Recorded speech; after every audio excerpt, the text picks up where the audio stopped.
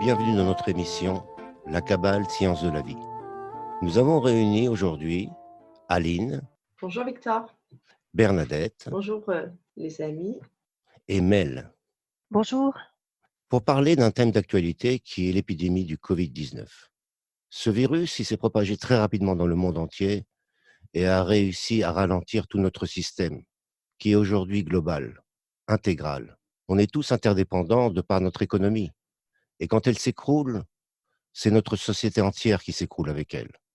Ce système économique s'est arrêté tout d'un coup, à cause d'un virus qui touche la santé de tout le monde, sans distinction.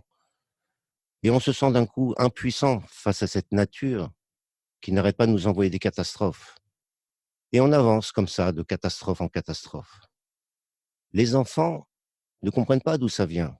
Ils se posent des questions. Et nous, les adultes, on essaie d'y répondre à ces questions en trouvant des réponses plausibles. C'est ce qu'on va essayer de faire ensemble pendant cette émission, en s'appuyant sur la science de la Kabbale. Je me demandais si on pouvait aller contre la nature ou si c'était un combat finalement perdu d'avance. La nature, c'est une force supérieure et qui est régentée par des lois absolues. C'est les lois de la nature.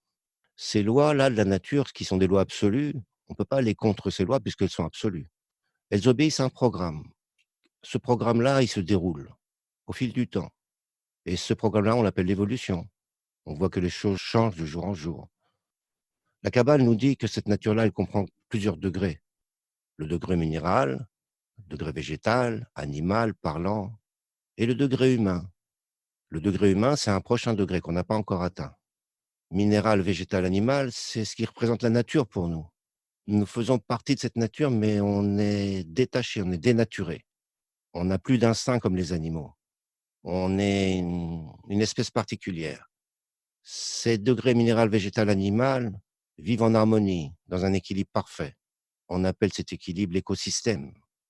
Et cet équilibre-là, ces degrés-là, minéral, végétal, animal, les animaux, les plantes et les minéraux, ils obéissent à ces lois absolues, comme on a dit au début de la nature. Ils ne font que ça. Et il y a nous les humains, qui sommes dénaturés. Et on est déconnectés de ces lois absolues, parce qu'on a le libre arbitre. On a le choix. On a le choix, mais ce choix-là, il n'est pas comme le choix de la nature. Il n'est pas régenté par ces mêmes lois absolues. Mais il est régenté, ce choix qu'on a, ce libre arbitre, par notre ego. Et ça, c'est contraire à la nature. La Kabbale nous explique que la nature, elle est généreuse, elle donne. Elle donne sans réserve, sans rien demander. Et nous, on prend sans réserve, sans rien donner. Donc, on est complètement contraire à la nature. Et on a pris, sans limite. On constate que ce dépassement de limite a engendré des réactions de cette même nature. On a déséquilibré cet écosystème en croyant qu'on n'en fait pas partie. Comment retrouver cet équilibre de l'homme avec cette même nature qui est une force supérieure? Une force supérieure qu'on ne peut pas aller contre cette force supérieure. L'homme ne peut pas aller contre la nature, même s'il croit qu'il le peut. Donc, est-ce à dire que finalement on doit se comporter entre nous et avec la nature comme la nature se comporte avec nous, in fine? Oui, in fine, il faut qu'on retrouve une harmonie entre nous et elle. Elle est là en harmonie, nous non.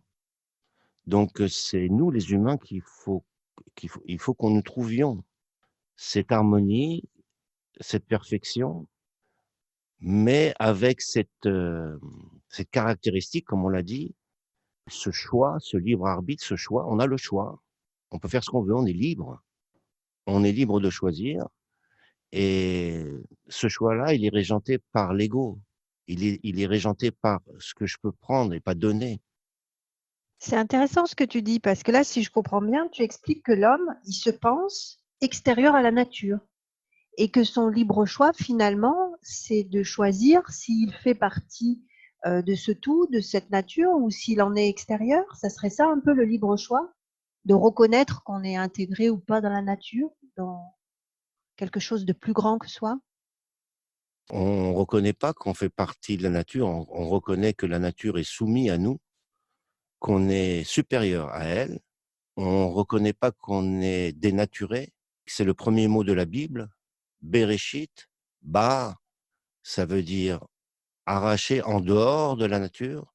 C'est comme ça que l'homme a été créé. Il est dénaturé. Il a perdu ce lien. Et exprès, il a perdu. Pourquoi il a perdu ce lien? Sinon, on n'aurait pas été libre. On aurait été comme des animaux soumis à la nature. La Kabbale nous explique la création. Son début, son but, pourquoi. C'est pour ça qu'on dit que c'est la science de la vie. Ça explique toute la vie, dans tous ses degrés, jusqu'à notre degré, qui est le degré le plus supérieur. Mais justement, nous, on a un degré supérieur, mais tous les degrés inférieurs à nous subissent nos actions. C'est-à-dire que minéral, végétal, animal, il se porte mal, pas à cause de lui-même, mais à cause de nous. Tout ce qui est en dessous de nous subit nos actions.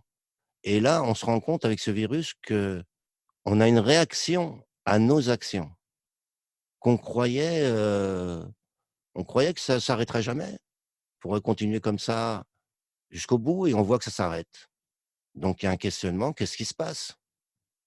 La Kabbale, elle explique sur justement ce système qui s'appelle la nature, cette force supérieure, et sur cette espèce qui s'appelle l'homme et sa correction pour pouvoir revenir à son état initial qui était en équilibre avec la nature en fin de compte. Donc, on n'est pas en équilibre, mais qu'est-ce qu'on pourrait faire pour contribuer? Tu parles de dons, alors qu'est-ce que c'est donner à la nature? Parce que la nature, elle a l'air de donner comme ça, spontanément. Mais nous, qu'est-ce qu'on pourrait donner, surtout nous, si loin et déconnectés de cette nature aujourd'hui? Qu'est-ce qu'on pourrait bien donner? Qu'est-ce qu'on pourrait faire pour être avec la nature et ne pas aller contre? Pour changer, pour arriver à cet équilibre, il faut changer notre nature, la nature humaine. Mais il nous explique aussi qu'on ne peut pas la changer parce que c'est comme ça qu'elle a été créée et c'est très bien. Alors là, tu compliques tout. Il faut qu'on change notre nature, mais en même temps, il faut pas, on pourra jamais changer notre nature. Quelle est la direction? Tu vois un petit peu là Oui, je la comprends. difficulté dans laquelle on peut se retrouver, c'est il faut changer sa nature, mais en même temps, vous y arriverez jamais. Votre nature, elle est ancrée dans vous. Oui, c'est pas la nature, c'est pas notre nature qu'il faut changer, c'est son utilisation. C'est sa manière, de l'utiliser. L'utiliser différemment, disons. Et notre nature, elle est pour exploiter l'autre, pour profiter de l'autre, des autres humains. Profiter de tout ce qui m'entoure d'ailleurs. Ah ben, c'est le capitalisme, c'est la nature même de notre société aujourd'hui, hein. Il y en a qui possèdent l'outil de production et puis les autres, ils sont là pour être utilisés et puis ils ont un petit salaire, mais ils sont utilisés, voilà, au service de.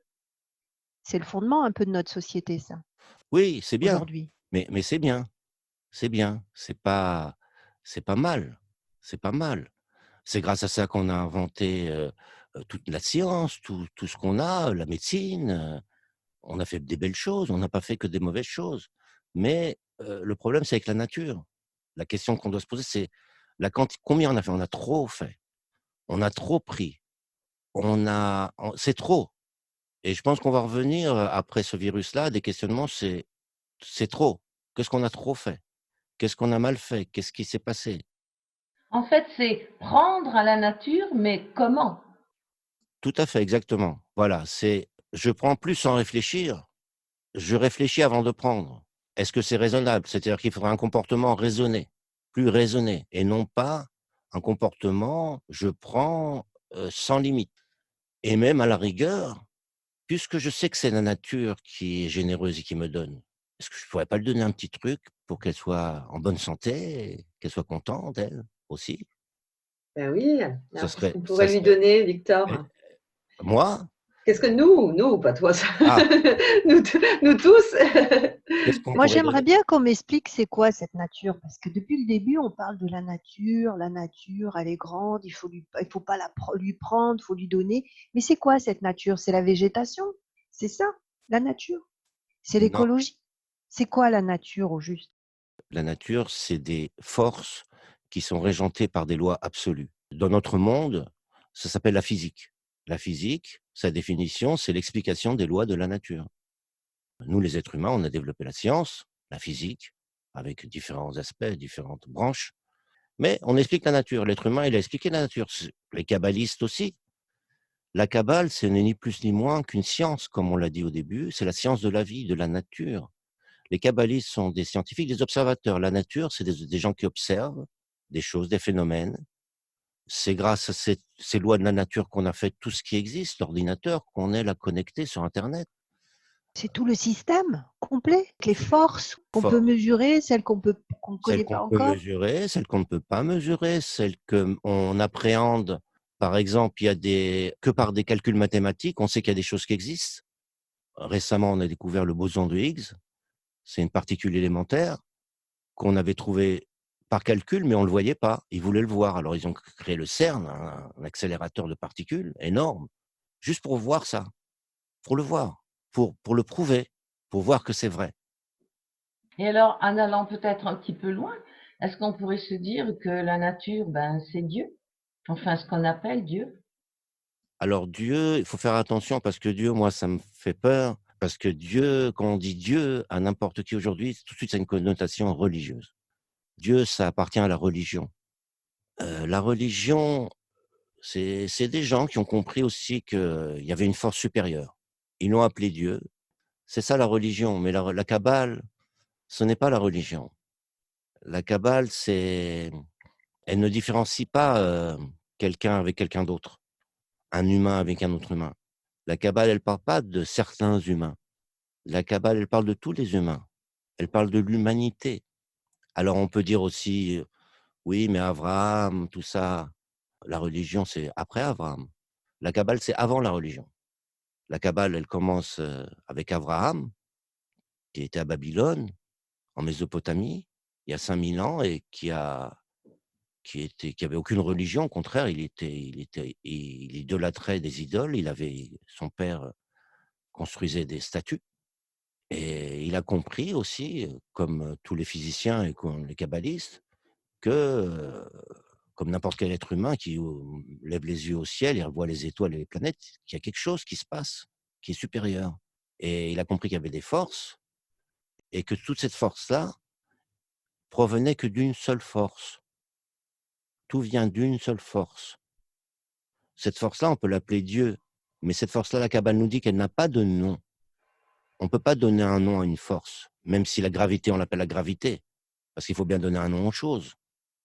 Euh, Dans ce cas, est-ce qu'on peut dire que c'est le Verbe, puisqu'au début était le Verbe et que rien de ce qui a été créé n'a été créé sans lui. Donc tout est le Verbe, tout est la force créatrice, la nature autant que l'homme. Oui, tout vient de cette force. Et par contre, l'homme, c'est le but de la création. Tout ce qui a été créé, c'est pour l'homme. Minéral, végétal, animal, c'est sa maison. C'est de la nature. La nature, c'est notre maison. Et après a été créé l'homme pour qu'il habite dans cette maison. Mais en le détachant de ses lois absolues et en le laissant le libre arbitre pour qu'il habite dans cette maison et qu'il construise cette humanité comme on l'a construit. Mais le problème, c'est qu'on a construit cette humanité justement régentée par des lois de l'ego et non pas de la nature, sans prendre en compte ces lois absolues. Et ce qu'on voit en même temps, ce virus-là, d'ailleurs, qui n'est pas le premier virus. Moi, je me rappelle de la grippe aviaire, par exemple, qui était un virus qui était dû aux animaux aussi. Après, il y a eu la vache folle aussi, Creutzfeldt-Jakob aussi, une autre truc. Il y a eu le sida aussi, une épidémie. Et là, on a le Covid-19. On oubliait le passé. Et est-ce que ça sera la dernière, est-ce que ça sera le dernier virus si on continue à ne pas respecter cet équilibre entre nous et la nature? Je pense que c'est des questions qui vont se poser après. C'est ça, et si on n'arrive pas à recréer un équilibre avec la nature ou en tout cas, contribuer suffisamment, qu'est-ce qui peut se passer? Est-ce qu'il va y avoir d'autres virus? Est-ce que ça va être encore pire? Jusqu'à quand? Jusqu'à quoi? Il y a deux chemins. Il y a le chemin de la nature, c'est-à-dire la nature, elle déroule un programme, avec nous ou sans nous. La nature, elle déroule son programme. L'humain ne peut pas empêcher ce programme de se dérouler, en aucun cas. Elle aura toujours le dernier mot. Donc on peut rien faire du tout. On peut rester assis comme ça, attendre que ça passe et on attend que ça passe, que la nature déroule son programme, en continuant à nous, dérouler notre programme à nous, qui est le programme de l'ego. Parce qu'il y a 2 programmes ici. Il y a le programme de l'homme face à la nature et le programme de la nature qui veut dérouler son programme. L'homme, il déroule son programme par rapport à son ego, c'est son programme. La nature, elle déroule son programme par rapport à sa générosité et le don est plus fort que la réception. Donc c'est la nature qui gagnera. Maintenant, ça, c'est un chemin, mais c'est le chemin de la souffrance parce qu'elle nous fera admettre, qu'on le veuille ou qu'on ne le veuille pas, que c'est elle qui la force supérieure. C'est le chemin, on attend que ça passe, mais ça va mal se passer. L'autre chemin, c'est la voie de la Torah. La Torah, c'est pas un livre, c'est pas de la religion, c'est justement cette même lumière, cette même force qu'on utilise à bon escient, justement, pour nous éclairer, qu'on clarifie ensemble, qu'on comprenne que on peut arriver à une perfection, à un bonheur absolu dans l'humanité tout entière, pour tous les hommes, tous sans exception, comme le virus, il touche tout le monde sans exception et on peut arriver à ce bonheur suprême, cette harmonie parfaite, cette beauté qu'est la nature et nous en faisant partie, mais comme il faut, pas comme, jusqu'à aujourd'hui parce qu'on est voué à s'autodétruire, s'autodétruire. Alors, moi, je vais t'arrêter là, parce que je suis sceptique. Tu parles de l'humain, de son ego, mais moi, je regarde la société, il y a beaucoup de gens qui sont bons, tu as vu les élans de solidarité à l'hôpital, toutes ces infirmiers, infirmières, médecins qui sont en première ligne. Donc, tu me dis, les gens sont égoïstes, mais non, il y a beaucoup de gens qui font preuve de beaucoup d'altruisme, d'amour, qui font tout pour sauver et se mettre au service des autres. Alors, cette partie de l'humanité-là, pourquoi elle est ignorée par la nature? Elle est bien aussi dans un élan de générosité et leur ego, ils le mettent de côté quand tu vas à l'hôpital et que tu risques, toi, d'être contaminé, justement, que tu es infirmière ou que tu es médecin. C'est bien, tu mets bien ton ego de côté quand même. Oui, tu as entièrement raison, mais il y a des gens effectivement altruistes plus que d'autres. C'est vrai, c'est au niveau des âmes. Il y a des âmes, qui sont plus sensibles, qui sont plus élevées disons et d'autres moins et d'autres pas du tout. C'est vrai que la Kabbale, nous parle uniquement d'ailleurs de l'âme. Elle parle pas du corps la Kabbale, elle parle de l'âme, de notre âme et ces âmes, elles évoluent avec le temps, elles se réincarnent et se corrigent, se bonifient avec le temps et c'est vrai qu'on voit de plus en plus de personnes qui comprennent que la voie de l'altruisme est supérieure. On voit des mouvements écologiques, on voit des gens qui comprennent que une solidarité, on voit qu'on a besoin de personne, on est solidaire, l'être humain est solidaire. Il sent qu'ensemble c'est mieux, on est plus fort. Ça évolue, mais ça c'est avec le temps et ça va évoluer avec le temps comme ça. On comprendra de plus en plus que c'est la seule voie, mais ça va prendre du temps et avec beaucoup de souffrance parce que c'est le virus qui a engendré ça. D'un coup, on voit ça, mais qu'est-ce qui va se passer après? On va pouvoir se passer encore de tout ce qu'on avait avant? Ben, on ne sait tous pas ce qui va se passer après. On essaie de réfléchir. En tout cas, ça amène à réfléchir tout le monde. C'est-à-dire qu'on est tout là, c'est vraiment particulier cette situation parce il n'y a pas de. Tu parlais des virus d'avant, mais c'était des parties de population qui étaient touchées, ou on est plus d'autres. Moi, au début, là, avec celui-là, on a dit ah, tu regardais, c'est en Chine.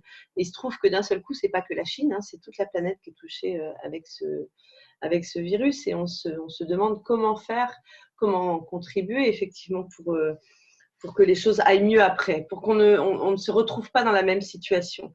Alors, est-ce que vraiment c'est possible et à quoi ça ressemblerait une société où effectivement on aurait un peu plus d'équilibre et on saurait mieux faire avec cette nature? Alors, il y a plein d'articles là-dessus, sur la société, justement. C'est écrit précisément à quoi ressemblerait cette société. Évidemment, ça ressemblerait à quelque chose de parfait, à du bonheur, un bonheur, ce qu'on cherche tous en vérité. Ce qu'on cherche tous, c'est d'être en paix, de vivre en paix, de mourir en paix, pour nous, pour nos enfants, pour les personnes âgées. Et on est tous sur le même bateau. C'est ce qu'on ressent de plus en plus, justement. Ces catastrophes-là nous resserrent, nous font prendre conscience qu'on est tous sur le même bateau et le monde a avancé. Aujourd'hui, on est dans un monde intégral, comme on l'a dit au début, tous interdépendants. C'est quelque chose qu'il va falloir réfléchir. Je pense que après cette épidémie, cette période, ce phénomène-là qui nous tombe dessus, le monde ne sera plus comme avant. Il y aura des réflexions qui vont émerger, des questions, beaucoup de choses qui vont se passer. Ces questions-là vont engendrer ce sera des questions profondes sur nos sociétés. Et c'est ce qui nous manquait, de s'arrêter justement. On était dans un rythme effréné. On n'avait même plus le temps de profiter de ce qu'on avait. On était comme des fous, on avançait, on courait partout sans savoir pourquoi, comment, où on va. Et d'un coup, tout s'arrête et ça nous fait du bien quelque part de se poser des vraies questions. Où on va? Qu'est-ce qu'on veut? Quel monde on veut? Et le monde qu'on veut, on le sait, on le connaît. On veut un monde de paix, de tranquillité, où on s'inquiète pas pour demain. Parce que nous, notre problème, c'est qu'on s'inquiète toujours pour demain. On ne sait pas ce qu'il y aura demain, on est inquiet, on court partout. Non, il faut s'arrêter de s'inquiéter pour demain. Tout va bien, la nature est généreuse, on manquera de rien. On sait faire, on sait faire ça, on sait rendre heureux tout le monde. C'est pas un problème. Si c'est il y a le côté matériel et le côté spirituel. Côté matériel, aujourd'hui, avec tout ce qu'on a, on peut rendre heureux tout le monde qui manque de rien. Un toit pour tout le monde, à manger pour tout le monde, des habits pour tout le monde, une école pour tout le monde. C'est pas compliqué ça on sait faire. Après, c'est comment occuper les gens parce qu'on n'a pas besoin de produire autant. On peut faire aujourd'hui une machine à laver qui dure, 40 ans, mais on l'a fait qu'elle dure 5 ans. Exprès. On appelle ça l'obsolescence des matériaux. On calcule combien un matériau peut durer. Parce qu'autrement, si on fait des machines à laver qui durent 40 ans, on va pas en acheter, donc on va pas non, il faut arrêter de produire comme ça à outrance. Parce que ces vieilles machines à laver, on les jette, on vit dans une poubelle. Il faut pas oublier qu'on vit dans une poubelle et c'est ces déchets-là qu'il va falloir réfléchir un petit peu plus. Arrêter de produire pour jeter, même réparer, je sais pas, mais réfléchir, on a trop fait. On Ouais, a je trop fait. partage avec toi ton analyse, mais ça, c'est le long terme. Mais tu as vu, il y a le plus court terme. Pour aborder cette crise, euh, il y a des pénuries de masques. Les pays qui produisent des masques, ils les gardent pour eux. Il y a des pénuries de médicaments, puisque la demande aujourd'hui de traitement, elle est mondiale. Tout le monde veut les mêmes médicaments pour la réanimation. Donc déjà, pour aborder déjà cette crise comme elle est aujourd'hui, on va rencontrer des difficultés puisque les gens, les pays ne sont pas forcément unis. Au sein d'un même pays, il y a même des vols de médicaments, de masques, etc. Donc déjà, pour aborder cette crise sanitaire, comment on peut penser déjà l'organisation de notre société dans le court terme pour sortir justement de cette crise sanitaire? En court terme, on pourra pas, parer à tous les problèmes que tu viens de décrire. Par exemple, pour les médicaments, on s'est rendu compte, par exemple, que l'industrie pharmaceutique, elle produisait beaucoup de choses en Chine et qu'avant, par exemple en France ou en Europe, on produisait des médicaments. On en produit de moins en moins parce que c'est moins cher d'en produire ailleurs, donc tout le monde en produit en Chine et on s'est rendu compte que maintenant, avec tout ce qui s'est passé, ben, on en aurait bien besoin de ces usines qui produisent des médicaments. Mais on a fait ça parce que c'était plus rentable. Tout le monde a investi en Chine. Tout le monde a investi en Chine. Donc, c'est ce qu'on risque après c'est à se poser des questions, de relancer l'industrie pharmaceutique en Europe, par exemple. Ils vont se dire: «Bah, puisque c'est comme ça, si on a un autre virus, on on sera plus prêt à ça, on va refaire des… C'est ce qu'on a dit au début. Le problème, c'est l'être humain, c'est que il a une catastrophe, il essaie de réparer la catastrophe, et après, on repart comme en 14, quoi. C'est parti. C'est reparti jusqu'à la prochaine catastrophe. Donc, la question que j'avais posée au début, est-ce que c'est pas un combat perdu d'avance? Si, c'est un combat perdu d'avance si on change pas notre nature. Faut pas rêver. Si on revient comme avant, ce sera pire que le virus qu'on a. On aura une catastrophe encore pire, et encore pire, et encore pire, jusqu'à qu'on comprenne, parce que la nature, elle déroule son programme. Et nous, on comprend pas. Eh ben, c'est comme un enfant qui comprend pas ce qu'on lui dit. Il fait des bêtises, fait des bêtises, fait des bêtises, jusqu'à qu'il fait aïe, aïe, aïe, et il dit, papa, maman, vous avez raison, il fallait pas le faire. Eh ben, Et alors, son programme à la nature, c'est quoi exactement? Rendre généreux comme elle? le programme de la nature, c'est de donner toute l'abondance aux êtres humains. Tout, qu'ils aient, qu'ils arrivent au bonheur, au paradis. C'est ça le but de la nature. Mais il faut qu'ils le comprennent pour ça. C'est pas accessible comme ça. Ça nécessite un travail sur soi, sur notre nature à nous. Notre nature humaine, elle est le contraire de la nature. Et est-ce qu'il y a un point de non-retour? C'est-à-dire que, est-ce que là, on arrive à un moment où c'est vraiment une grosse alerte et puis il peut y avoir un moment, ben voilà, la nature fera sans nous, on va disparaître comme des dinosaures ou est-ce que ça, on va toujours trouver des ressources? Non, il restera toujours une petite partie, un village de Gaulois résistants qui résistera. Non, non, la nature, l'homme n'est pas voué à disparaître. Tu nous rassures quand même. Selon la Kabbale. Oui, merci Bernadette, tu as raison de préciser, selon la Kabbale. Bah alors, il est voué à quoi cet homme, cette âme? À retrouver le paradis initial. Le paradis, un jardin avec des fruits et des arbres verts, c'est ça? C'est ça le paradis? C'est le bébé dans le ventre de sa mère. C'est quoi le paradis? Comment on l'imagine comme un paysage paradisiaque? Qu'est-ce que c'est ce paradis? C'est Le paradis, ça nous concerne, nous, les humains, et ça concerne nos relations entre nous. Parce que comme on l'a dit tout à l'heure, tout ce qui est en dessous de nous, les animaux, les plantes, les végétaux, les minéraux, sont dépendants de nous, de nos actions. On fait n'importe quoi, alors ils souffrent. Donc nous, nos relations, quand elles seront corrigées, changées, modifiées, différentes d'aujourd'hui, et si on arrive à trouver les bonnes relations entre nous, pas de relations où quand je vois quelqu'un, des relations de confiance.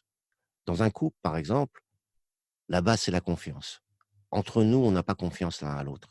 Pourquoi on n'a pas confiance entre nous? Pourquoi? Qu'est-ce qui se passe? Pourquoi? Qu'est-ce qu'il y a?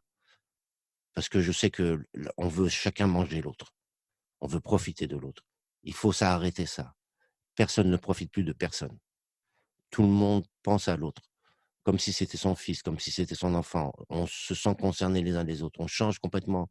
On inverse notre manière de voir.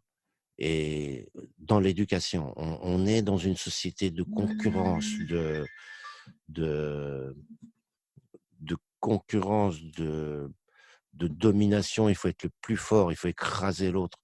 Et c'est comme ça qu'on est récompensé. Plus on écrase les autres, plus on domine, plus on est récompensé. Et ça, c'est très mauvais. C'est ce qui a fait ce qu'on est aujourd'hui. Il n'y a pas de place pour tout le monde. On le voit à l'école. À l'école, on donne un cours. Il y en a qui comprennent, il y en a qui ne comprennent pas. Et tant pis pour eux. Tant pis pour eux. Il n'y a pas de place pour ceux qui ne comprennent pas. On n'a pas le temps pour eux. Donc, ça fait des exclus. Ça fait une société qui est la nôtre, de beaucoup de mépris, de haine, de rage, d'inégalité, d'injustice. Une société juste. Tout ce qu'on cherche et tout ce qu'on n'a pas. Pourquoi on n'a pas ce qu'on cherche? Qu'est-ce qui nous manque? Pourquoi? On sait ce qu'on veut, les êtres humains ils savent. Pourquoi on n'a pas ce qu'on cherche? Ou on ne sait pas faire, ou on n'a pas la bonne méthode? Ben justement, la Kabbale, c'est une méthode.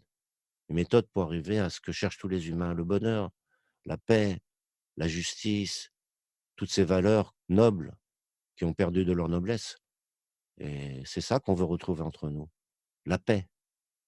Mais tu parles des relations entre les êtres humains et ça donne à réfléchir, ce virus qui nous isole. pour réfléchir à notre connexion avec la nature, parce que du coup, il y a plein de gens qui font des constats que la nature va mieux depuis que les humains sont chez eux et qu'ils arrêtent d'aller piétiner partout, mais aussi dans nos relations à nous. C'est-à-dire qu'alors, il faudrait, que tu parlais du couple comme exemple, mais est-ce qu'il faudrait parfois être capable d'aller chacun dans son coin, de réfléchir à sa condition? C'est ce qu'on est en train de faire en ce moment. Oui, on le voit. Hier, j'ai entendu aux informations que 39% d'augmentation de violences conjugales. C'est beaucoup quand même. Les couples ne se supportent plus. D'habitude, les couples, ils se voient pas. Chacun travaille. D'un coup, on se voit toute la journée. Ça crée des violences conjugales. Ça aussi, c'est un problème. On ne se connaît pas, je crois. On se connaît pas très bien. Je Voilà, crois ça, que les gens sont ensemble, mais ils ne se connaissent pas. Tu vois ce que je veux dire? Tu parles de confiance, il y a ça. Il faut apprendre à se connaître pour se faire confiance. voilà, tout à fait. Et là, on voit les rapports humains, nos relations, on les voit d'un coup. Elles nous échappaient, et puis d'un coup, elles sont mises devant nous, comme ça. Et puis on se rend compte, on dit, waouh, tiens, j'ai une femme, tiens, j'ai un mari, tiens, j'ai des enfants, tiens, j'ai ça. Je m'en rendais même pas compte tellement je courais partout. Et on revient à des choses surprenantes d'ailleurs, tout ce qui se passe. C'est intéressant. Oui, on est ramené aux fondamentaux des liens qu'on a les uns avec les autres. Le premier lien, c'est celui de la famille, donc ceux avec qui on vit. Mais comment la Kabbale peut nous aider ou nous donner des clés justement pour que nos liens s'améliorent et qu'on soit en harmonie justement avec ce qui est attendu de nous par la nature. Voilà, quelle clé nous donne la Kabbale pour améliorer nos liens et la nature de nos liens? La Kabbale, alors, elle donne pas de formule magique pour changer d'un coup comme une fée qui va changer. La Kabbale, ça s'étudie. La Kabbale, c'est une méthode qui est basée sur des textes kabbalistes qui expliquent ce système de la nature depuis le début jusqu'à aujourd'hui, sa création, depuis rien, quand il n'y avait rien, jusqu'à la création de tous les degrés et l'homme, et l'évolution, parce qu'elle explique le programme de cette nature, son but, son début, sa fin. Et ça s'étudie. Ça s'étudie. On ne peut pas, comme ça, en deux minutes, donner tous les clés. Ça s'étudie comme tout, comme Oui, toute oui, oui. méthode. Oui, c'est un peu, je voulais rejoindre un peu ce que tu disais tout à l'heure, c'est que on doit se penser comme une seule âme, comme un seul corps, en fait. Alors c'est difficile individuellement de se penser comme faisant partie d'un tout, parce que quand tu fais tes calculs humains, ben, on a toujours nos petits calculs personnels. Qu'est-ce que je vais gagner? Qu'est-ce que je vais perdre? Alors que là, il faudrait penser plus sur qu'est-ce que collectivement on va gagner, qu'est-ce que collectivement on va perdre. C'est vraiment, on change de modèle de valeur. Euh, et alors voilà, tu as dit c'est des choses qui s'apprennent, ça met du temps. Voilà, comment peut-être progressivement on peut arriver à tendre vers ça, vers une société plutôt qui va aller sur des valeurs où, alors je ne parle pas de communisme, mais plutôt où toutes les petites décisions, les prises de décision, elles vont plutôt être sur le calcul de ce que ça va apporter au plus grand nombre, au collectif, plutôt qu'à ma personne. Qu'est-ce que moi, tout de suite, qu'est-ce que ça va m'apporter? Qu'est-ce que je vais perdre? Et des petits calculs personnels. Oui, tu as raison. On s'est rendu compte d'ailleurs, quand tu parlais tout à l'heure de la solidarité qui se révèle en ce moment, on comprend que c'est simple en fin de compte. Si on s'aide entre nous, ben, tout s'arrange. Et ben, j'espère en tout cas par ces émissions qu'on va faire, qu'on pourra traiter plein de sujets de la Kabbale justement. Mais là, on voulait parler du virus, c'est justement cette réaction de la nature envers nous, les hommes. Et c'est pas fini d'ailleurs, on en reparlera, je sais pas. Je pense qu'il y a encore d'autres émissions à faire sur comment il va évoluer. Est-ce qu'il y a des choses qui vont se passer après aussi? On verra ce qui se passera après. Ça sera intéressant de voir aussi par rapport à ce qu'on a dit maintenant et voir les questions qui vont se poser après dans l'humanité. Voilà, je pense qu'on a fait le tour, enfin évidemment qu'on n'a pas fini parce que le sujet est très vaste. En tout cas, je vous remercie Merci. Aline, Merci. Bernadette, d'avoir participé à ça. Merci Victor. Merci à tous. Et à la prochaine émission ensemble. À À bientôt. bientôt. À bientôt.